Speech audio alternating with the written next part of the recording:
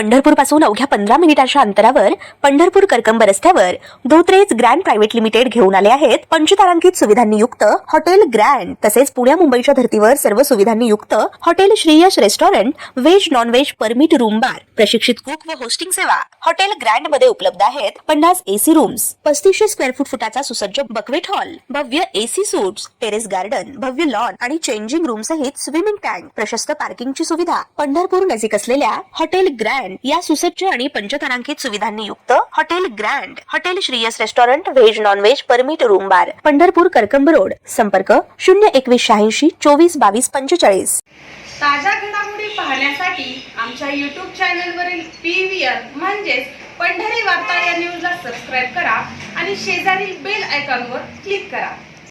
पंढरपूर तालुक्यातील नारायण चिंचोली येथे सूर्यनारायण देव यात्रा मोठ्या उत्साहात सुरू झाली असून ही यात्रा पौष शुद्ध प्रतिपदा ते माघ प्रतिपदा म्हणजेच रथसप्तमीपर्यंत जवळपास महिनाभर चालते, अशी माहिती पुजारी गणेश अवताडे यांनी दिली। तीर्थक्षेत्र पंढरपूरपासून अवघ्या 10 किलोमीटरच्या अंतरावर असणाऱ्या पंढरपूर मोहोळ रोडवर नारायण चिंचोली येथे महाराष्ट्रातील एकमेव असे पुरातन हेमाडपंथी सूर्यनारायण देव मंदिर असून या मंदिराचे बांधकाम अत्यंत कोरीव असे दुर्मिळ आहे। मंदिरात मोठा दगडी चौतारा असून सूर्यनारायणाची मंदिरातील मूर्ती महादेवाच्या पिंडीच्या आकारासारख्या दगडावरती अखंड 5.5 फुटी मूर्ती आहे। ही मूर्ती या मूर्तीवरती विष्णूचे दशावतार कोरलेले असून स्त्रीची मूर्ती पूर्वाभिमुख असून मूर्तीवरती सूर्याची उगवती किरणे पडतात। या देवाची यात्रा संपूर्ण महिनाभर चालते व विशेष महिन्यात प्रत्येक रविवारी धार्मिक कार्यक्रमाचे म्हणजेच भजन, कीर्तन, भारूड आदी कार्यक्रमाचे आयोजन केले जाते, अशी माहिती सूर्यनारायण देवस्थान ट्रस्टचे अध्यक्ष प्राध्यापक दत्तात्रय मस्के सर यांनी दिली। विशेषतः महिन्यातील 3ऱ्या रविवारी देवाच्या पालखी सोहळ्याचे आयोजन मोठ्या दिमाखात केले जाते। संपूर्ण गावातील मुख्य रस्त्यावरून ही पालखी सोहळा निघून दुपारी 12 वाजता महाआरती होते। यावेळी तालुक्यातून आलेल्या सर्व भाविक भक्तांसाठी महाप्रसादाचे आयोजन करण्यात येत असल्याची माहिती भाजपचे राज्य कार्यकारिणी सदस्य लक्ष्मण धनवडे तसेच उपसरपंच गहिनीनाथ चव्हाण यांनी दिली। या यात्रेची संपूर्ण तयारी व येथे येणाऱ्या भाविक भक्तांसाठी वाहन, पिण्याच्या पाण्याची सुविधा तसेच आरोग्य व्यवस्थेची सोय करण्यात आली असल्याची माहिती सरपंच सौ नर्मदा लक्ष्मण धनवडे व ग्रामसेवक संतोष गायकवाड यांनी दिली आहे।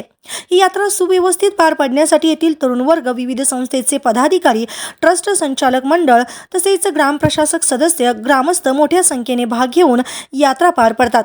तरी सर्व भाविक भक्तांनी मोठ्या संख्येने उपस्थित राहावे असे आवाहन नारायण चिंचोली ग्रामस्थांच्या वतीने करण्यात आले आहे। या गावची प्रख्यात यात्रा आलेली आहे सूर्यनारायण देवाची आणि या गावामध्ये नक्की कशा प्रकारे तयारी करण्यात आलेली आहे हे आपण या ठिकाणचे पांडुरंग सहकारी साखर कारखान्याचे ज्येष्ठ संचालक, पंढरपूर कृषी उत्पन्न बाजार समितीचे माजी उपसभापती लक्ष्मणराव तात्या धनवडे,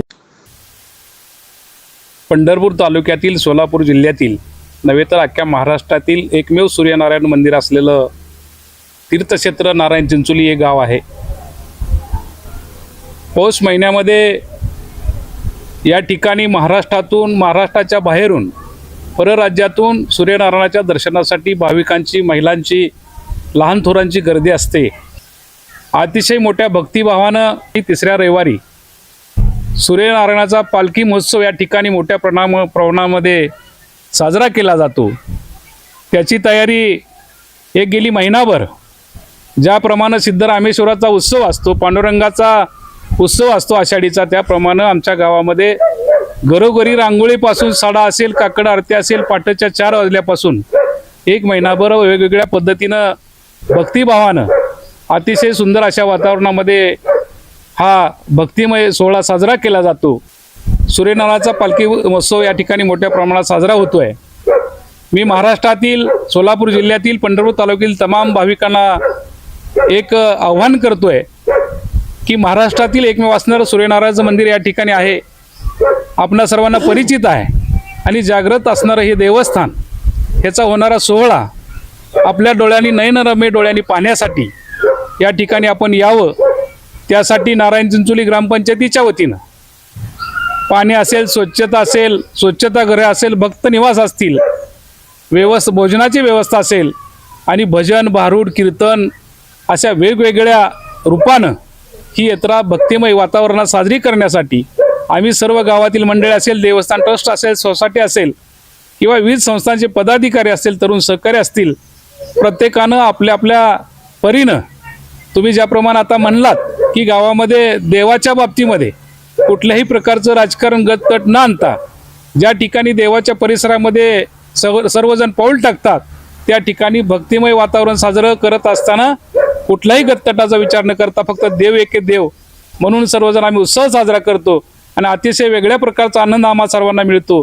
तर येणाऱ्या सर्व भाविकांना त्याची प्रचिती आलेलीच आहे आणि भविष्य काळात ज्यांनी ज्यांनी सूर्यनारायणाचं दर्शन घेतलं किंवा आशीर्वाद घेतला त्यांचंही आयुष्य, त्यांच्याही समस्या सूर्यनारायण आमचा नक्कीच पूर्ण करतो अशी आमची सर्वांची भावना आहे. या मंदिराचं व्यवस्थापन संचलन हे सूर्यनारायण देव ट्रस्ट नारायण चिंचोली यांच्या माध्यमातून होते. आपण या ठिकाणी आता सूर्यनारायण देव ट्रस्टचे अध्यक्ष दत्तात्रय मस्के सर आणि त्याचबरोबर सर्व सहकारी ट्रस्ट या ठिकाणी उपस्थित आहेत. दरबार वर्षाचं प्राचीनत्व असलेला हा पुरातन दगडी ठेवा हेमाडपंथी मंदिर आणि राज्यातच नव्हे तर देशात एक प्रख्यात असलेलं सूर्यनारायणाचं मंदिर.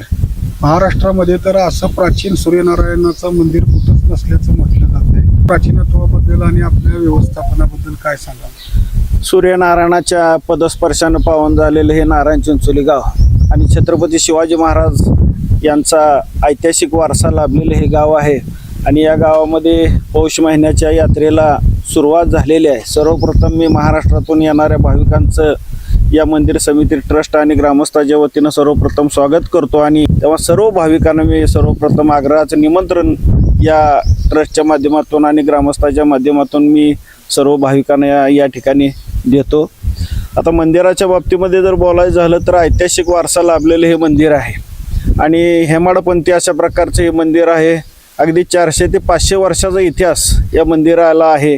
महादेवाच्या पिंडीवरती अखंड रेखीव अशा प्रकारची ही सूर्यनारायणाची मूर्ती या स्थानापन्न असलेली दिसून येते आणि अतिशय रेखीव अशा प्रकारचं काम या मंदिराचं असलेलं दिसून येते. आणि सर्व भाविकांना मी पुन्हा एकदा विनंती करतो की आपण या ठिकाणी या यात्रेला यावं आणि यात्रेची शोभा वाढवावी.